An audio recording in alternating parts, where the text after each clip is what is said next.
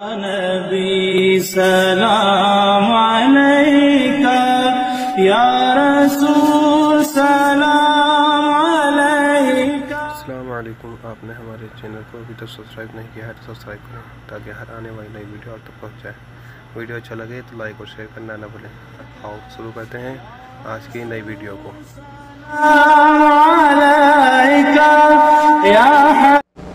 سبحان اللہ، یہ تو بالکل ایسے ہی ہے، کسی کی بیوی سے اس کی ساس، اس عورت کی ساس، اس مرد کی ماں اپنی بہو سے بہت پیار کرے، دونوں کی محبت عروج پہ چلی جائے تو یہ محترمہ کے سامنے بیٹھ کر کہے کہ محترمہ میں تو آپ کو ماں ہی کہوں گا کیونکہ آپ ہے میری ماں کی محبوبہ، تو پھر ڈنڈا بجاتا پھرے گا، نکاح ٹوٹ جائے گا۔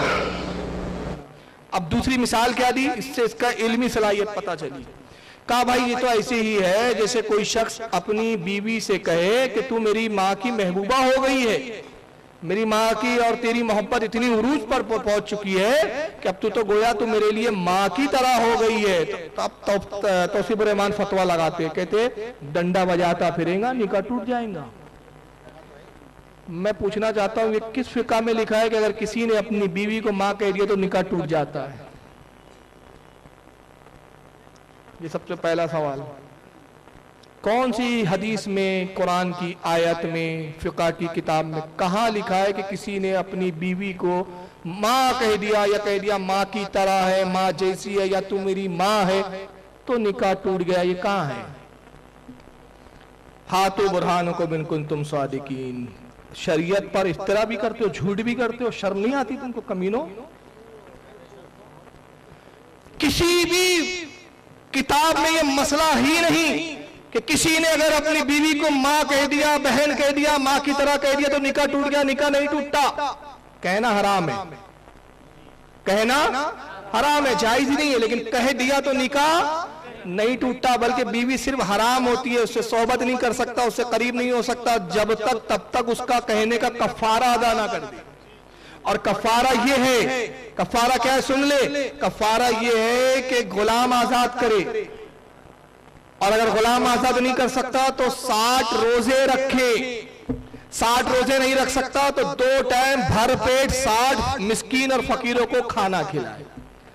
جب یہ کفارہ ادا کر لیں گا اب اپنی بیوی کے قریب جا سکتا ہے، صرف بیوی کو چھو نہیں سکتا، بیوی سے صحبت نہیں کر سکتا، لیکن نکاح نہیں ٹوٹتا۔ اور اگر ایسے ٹوٹنے لگ جائے نا تو عورتیں کیا کریں گی معلوم؟ یہ کمبخت بڈھا بہت ستا رہا ہے مجھے، طلاق دیتا نہیں، بولیں گے ابا ہو گیا، نکاح سے باہر ہو گئی میں۔ کتنا آسان نسخہ دے دیے توصیف الرحمان نے، ابا جان آئیے نا، ارے نکاح ٹوٹ گیا بھائی، نکاح ٹوٹ گیا، شوہر کو ابا بول دیا۔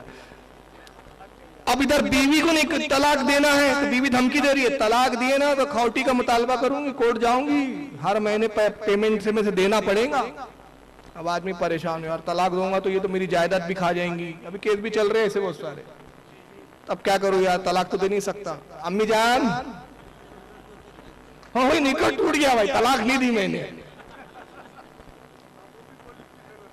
ان کو یہ بھی نہیں پتا یہ اہل حدیث ہے، نہ قرآن پڑھتے نہ حدیث پڑھتے، قسم خدا کی جاہل ہوتے دیوبندی اور اہل حدیث، قسم خدا کی، روح زمین پر ان سے بڑے جاہل نہیں۔ آئیے میں آپ کو بتاتا ہوں، ایک صحابی رسول حضرت اوس بن ثابت رضی اللہ عنہ، کون ہے؟ اوس ابن ثابت، اپنی بیوی سے دل لگی کر رہے تھے، گفتگو کر رہے تھے، میاں بیوی میں جو چلتی ہنسی مذاق میں محبت میں کہہ دیا بیگم تم تو میری ماں کی مثل ہو، میری ماں کی طرح ہو۔ بیوی اٹھ گئی، گھبرا گئی، کیونکہ اس سے پہلے زمانے جہالت میں یہ رواج تھا کہ ماں کہہ دیا اگر بیوی کو تو نکاح ٹوٹ جاتا، اور وہی اسلام میں بھی حکم موجود تھا۔ وہ گھبرا گئی، اٹھ گئی۔ ان کی اہلیہ کا نام کیا تھا پتا ہے؟ خولہ بنت ثعلبہ۔ حضرت خولہ اٹھ گئی، کہا آپ نے مجھے ماں کہہ دیا، اب تو میں آپ پر حرام ہو گئی، نکاح ٹوٹ گیا۔ کہا ارے میرا خیال ہی نہیں رہا، میں زبان سے نکل گیا۔ تو کہتی آپ رکیے میں جاتی ہوں رسول اللہ کے پاس، سرکار کے پاس حاضر ہوتی ہے، کہتی یا رسول اللہ میرے شوہر نے مجھے ماں کہہ دیا، اللہ کے نبی نے فرمایا اس بارے میں مجھ پر کوئی حکم نازل نہیں ہوا ہے، اے خولہ جا اپنے شوہر سے علیحدہ ہو جا۔ आज से तुझ पर हराम, तो उस पर हराम। रोने लगी, कहा या अल्लाह या रसूल अल्लाह, ये क्या कहते हैं आप? सरकार आपको अल्लाह ने इख्तियार दिया है, आप चाहें तो इस निकाह को दुरुस्त फरमा दें। कहा खौला नहीं, इस मामले में कोई हुक्म नहीं है मेरी तरफ, मुझ पर अल्लाह की जानिब से, जाओ आप तुम्हारे शौहर ने सकता।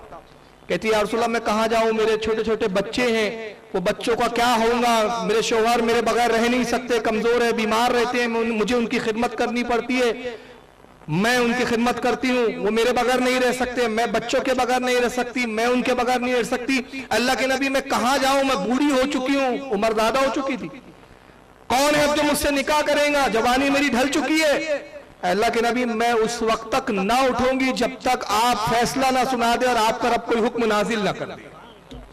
अड़ गई हो तो अल्लाह रब्बुल इज्जत अपने नेक बंदों की कैसे लाज रखता है।